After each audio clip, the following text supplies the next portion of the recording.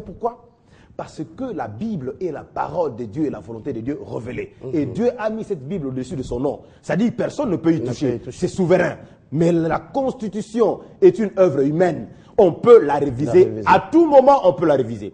Et la révision de la Constitution peut répondre à deux schémas. Le premier schéma, cette révision peut être effectuée au niveau de deux chambres du Parlement national. En ce moment-là, vous avez déjà la majorité. En ce moment-là, il s'agira d'une révision des dispositions souples de la Constitution, qui ne sont pas concernées par les dispositions 220, telles que énumérées dans l'exposé des motifs de la Constitution. Mais je voulais dire que nous ne pouvons pas inculquer dans le chef de la population pour dire que non, vous savez, la Constitution, vraiment, c'est irrévisable. Non, c'est du mensonge. Elle-même, en tant que constitution, document fondamental, la loi fondamentale, elle a prévu des mécanismes de sa révision. Et si le PPRD a jeté le jalon pour la révision de la Constitution, il a des raisons. C'est un parti politique qui a des raisons, il va avancer ses raisons, il va l'amener au Parlement, il a des députés au Parlement, je respecte ce parti qui a un grand nombre de députés au Parlement, il peut faire entériner certaines dispositions de loi au niveau du Parlement. Eh bien, qu'on arrête de croire que parce que le PPRD a réfléchi, eh bien c'est la fin du monde, non. Ah, d'accord, Henri Toka. Mais il y a une vraie question qui se pose. Pourquoi seulement presque à la fin du mandat du président Joseph Kabila, même s'il reste mais encore... Mais le PPRD ne vous a pas dit quelle disposition de constitution il veut qu'on passe à la révision. Ah, ça d'accord. C'est peut-être ce que vous ne dites écoutez, pas. Le PPRD, j'ai suivi les discours du secrétaire général. Le PPRD annonce la révision de la Constitution. Demain à la télévision, bon, je comprends que le PPRD n'a pas un autre candidat en dehors de Joseph Kabila, donc on sait du PPRD, il n'y a que des incompétents. J'ai appelé l'ami qui a intervenu comme ça, j'ai dit mes chers confrères, parce que c'est un avocat, un confrère, j'ai dit mes confrères, parce que tu as fait ce constat-là que nous n'avons pas de gens compétents, il suffit que tu renverses, tu viens chez nous, on va te mettre là-bas. Parce qu'il ne faut pas confondre les choses.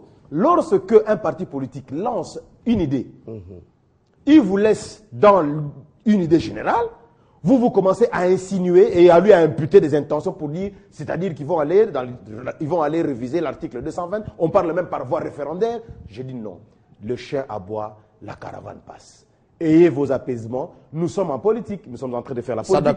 Nous avons tous intérêt à ce que ce qui est plus important s'efface. Ce qui est plus important, c'est quoi? Pour M. Kitoko, pour M. Estache et moi, et vous-même, et ceux qui nous suivent, ce qui est plus important, c'est que nous, Congolais, nous parvenions à aimer notre pays et à être solidaires pour que ce pays que Dieu nous a donné, nous puissions vivre dans la paix. Et c'est en changeant la Constitution. Mais je vous dis, écoutez, la Constitution, cette Constitution sera un jour changée. Ah, ce n'est pas ce qui va procurer. Écoutez, M. Mathieu, M. Kitoko ne va pas me contredire. Dites-moi. Il vous observe, il veut vous répondre. Il va répondre, je vais lui parler en tant que politologue. Vous savez, aucune personne ne peut me contredire en me disant que les élections ou la révision de la Constitution ou la non-révision de la Constitution, tout ça, c'est ce qui fait le bien-être de la population. Ce qui fait le bien-être de la population, c'est que M. Kitoko, là où il travaille, dans les fonctions qu'il remplit au nom de l'État, qu'il les fasse bien et pour l'intérêt de la population. Donc il doit avoir de l'amour. Le fondement de ce qui va le motiver, l'amour de la patrie, l'amour de gens pour qui Dieu lui a donné en partage. Donc si cela n'existe pas, tout ce que nous allons faire, c'est nul. C'est comme on le fait dans Ça fait débat. Alors Michel Kitoko, pourquoi selon vous, vous êtes un acteur politique indépendant, pourquoi selon vous ce projet de révision constitutionnelle divise la classe politique et même l'opinion nationale? Oui, je pense qu'il y a un problème. Là où je suis quand même content, c'est au niveau de l'élévation, de la clarté d'un certain nombre de choses, sans se précipiter dans se jeter des pierres ici et là. Donc, je pense que c'est un débat qui nécessite à ce qu'on puisse réfléchir honnêtement pour que la population soit éclairée dans la façon dont les choses sont en train d'être conduites. La première des choses, c'est que on commence par le livre d'Évariste Bochab. Vous savez, moi, je n'ai rien contre Évariste Bochab, hein, et c'est quelqu'un, c'est un éminent professeur que je respecte beaucoup, mais en même temps, je n'ai pas vu l'utilité de ces livres au Parlement, au niveau de sa réception. Tout le monde, moi, je peux parler de droit aujourd'hui, je peux parler de droit toute la journée, vous apprenez les droits tout seul. Je fais le droit public, je pense que si je publie mon ouvrage, je peux l'exposer à la bibliothèque et ailleurs, et puis mis à vente. C'est vrai que les scientifiques, ils peuvent s'acquérir de l'ouvrage et discuter, faire un débat là-dessus. Alors, c'est au niveau de la perception de ce qu'on veut faire de son article qu'on a publié. Et le casquette d'un professeur d'université et en même temps secrétaire général d'un parti politique. C'est ça qui a créé un peu une confusion dans ceux-là, dans la tête et dans la conscience de ceux-là qui pensent qu'il y a une tentative de révision constitutionnelle.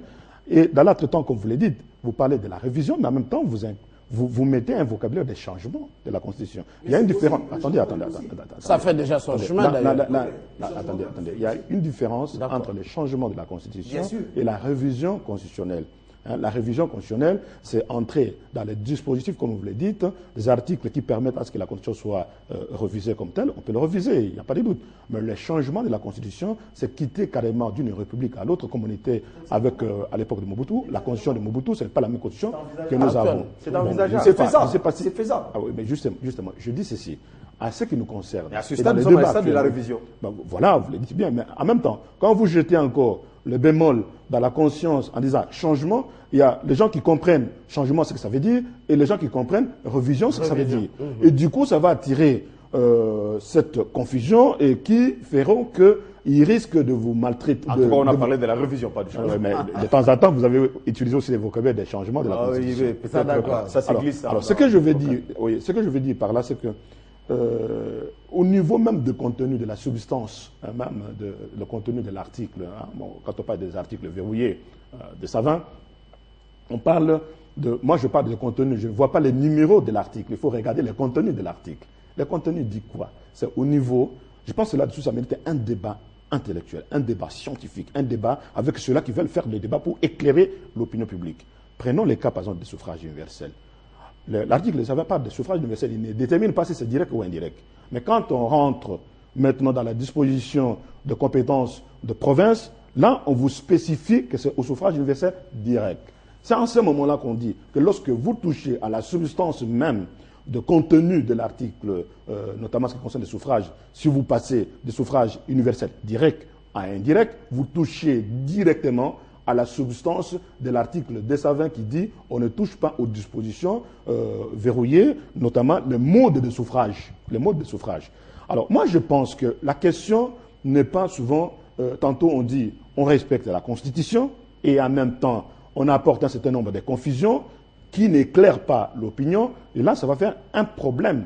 Non pas parce que, moi ce qui me concerne aujourd'hui, révision de la Constitution ou pas, ce n'est pas un problème.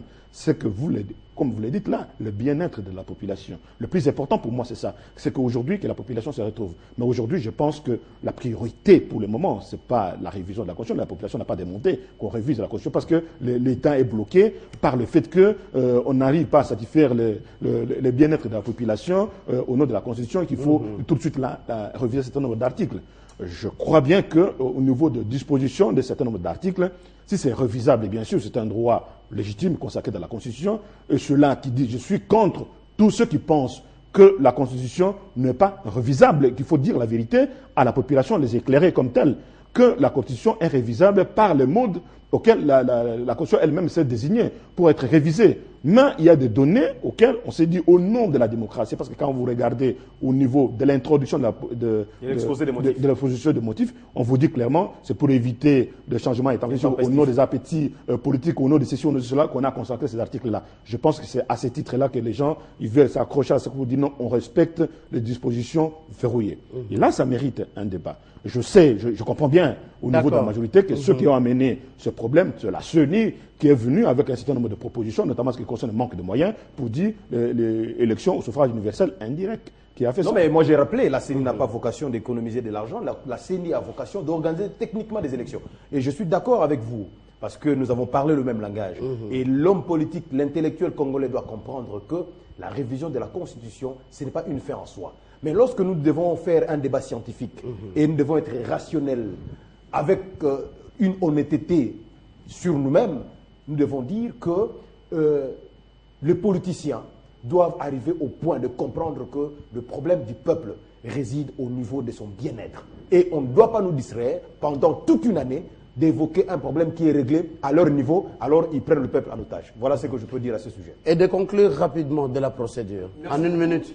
Merci beaucoup, en une minute. Je voudrais rapidement dire à notre co-débatteur en face que la Constitution est révisable. Toutes les dispositions de la Constitution sont révisables, mais tout dépend de l'initiative à prendre. Le peuple congolais a le pouvoir d'initier la révision de l'article 220. Il a même parlé ici des suffrages. Le devoir ou le pouvoir? Je dis bien le droit. Le droit, le pouvoir en même temps dépend de l'initiative de réviser la Constitution, c'est-à-dire aller même à des matières qui sont verrouillées. Parce qu'en fait, ce sont des limitations qui sont placées. Les bornes constitutionnelles sont placées par le peuple lui-même. Le constitution originaire n'a fait que traduire dans ces documents que nous appelons constitution la volonté du peuple. Et c'est ce peuple-là qui a le pouvoir de déverrouiller l'article 220. Que je vous pose une petite question rapidement. Allez-y. Pour vous, déverrouiller 220, c'est pour augmenter le nombre de mandats ou bien les réduire? Bien sûr. Pas les réduire? Je suis clair, et la jeunesse kabyliste est claire en ce qui concerne la révision de l'article 220. En droit constitutionnel, on parle même de la réforme. C'est une réforme. Vous parlez comme les derniers Katangé qui Là, maintenant, on est sur le plateau. S'il faut être clair là-dessus, nous disons que l'article 220 va être déverrouillé à la demande du souverain congolais et nous irons au référendum. Il faut que les gens comprennent que nous sommes tous des Congolais, que tous ceux qui ne sont pas d'accord avec nous, avec le PPRD, qu'ils sachent que c'est de leur droit le plus légitime. Mais c'est le référendum qui va nous départager. Que ceux qui ne sont pas d'accord avec nous attendent le référendum, qu'ils aillent voter non contre la Constitution. Et nous qui sommes d'accord pour que le chef de l'État ait un troisième mandat, nous sommes parfaitement d'accord, je l'ai dit clairement, au nom de la jeunesse kabyliste, et j'assume qu'il y a un troisième mandat en perspective, un troisième mandat imminent. C'est juste un point de vue d'une organisation. Je l'ai dit de façon claire. D'accord. Et on va le faire par le moyen démocratique. Ça engage le PPRD ou la JICA? Je dis bien, ça engage la jeunesse kabyliste, et vous avez suivi, vous avez parlé de la position du PPRD. Le PPRD est favorable à la révision de la Constitution, à la réformabilité de l'article 220, parce que l'article 220 peut être déverrouillé à la demande du souverain. Et on va le faire, nous irons au référendum. D'accord. Et de conclure, Michel Kitoko, rapidement.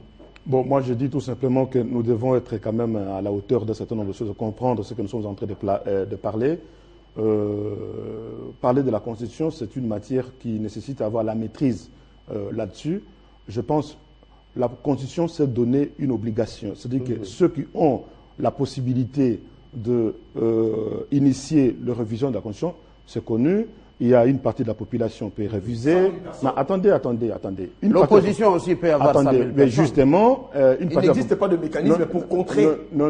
Ce n'est pas prévu. Il y a des mécanismes tout simplement pour initier avec 100 000 Congolais par la pétition. Pour initier la révision. Pour initier la révision, voire même la réformabilité de l'article 220. Je l'ai dit. Je pense que nous devons quitter les fanatismes et expliquer les choses telles qu'elles sont.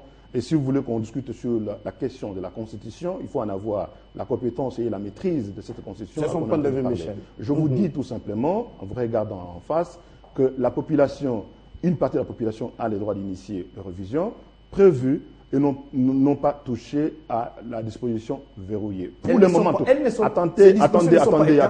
Les organes qui sont censés faire la révision sont connus. Le président de la République peut initier, le Parlement en congrès peut initier, le gouvernement peut initier, une partie de la population, avec un chiffre connu, peut initier. Mais tous ces organes-là, personne n'a le droit de toucher à la disposition verrouillée pour le moment. Voilà pourquoi moi je dis qu'il faut que nous ayons la capacité de dire la vérité. On a commencé bien ces débats, mais je pense que Joseph Kabila ne nous a pas envoyé ici sur le plateau pour vous dire allez annoncer ma troisième candidature. Il ne faut pas oser dire des choses comme ça sur le plateau. Non, je suis vraiment désolé. Je l'ai dit. Je dis qu'il y a un troisième mandat imminent pour le président de la Honorable, 30 secondes et de conclure. Il y avait un sujet important et très intéressant. Et vous savez, le sommet des États-Unis. Je voulais peut-être dire quelque chose là-dessus. Vous savez, en quelques secondes. Le Congo, c'est un État souverain. Et je crois que le message qui doit être porté aux États-Unis lors de ce sommet, c'est de présenter l'état de la nation, de présenter la situation réelle de la République démocratique du Congo. Nous sommes un pays où tous les yeux extérieurs sont focalisés pour voir ce qui va se passer. Mais je crois qu'ils regardent voir ce qui va se passer sans nous venir en aide pour que nous puissions facilement le faire. Mais il faudra, lorsque nous avons l'occasion de parler avec eux, je dirais que ceux qui vont aller nous représenter là-bas, à la tête du chef de l'État, présenter clairement l'état de notre pays pour que des solutions solides soient trouvées. Et ces solutions-là doivent être celles qui doivent amener la population congolaise à une vie meilleure. Henri Itoka, député provincial ville de Kinshasa. Jean-Eustache Lomboto, secrétaire général de l'AGK, c'est l'Alliance des jeunes kabylistes. Jeunes kabylistes, Michel Kitoko, acteur politique indépendant. Le débat est terminé sur ce plateau, mais le débat continue dans les couloirs et chez vous, dans vos salons. Portez-vous bien.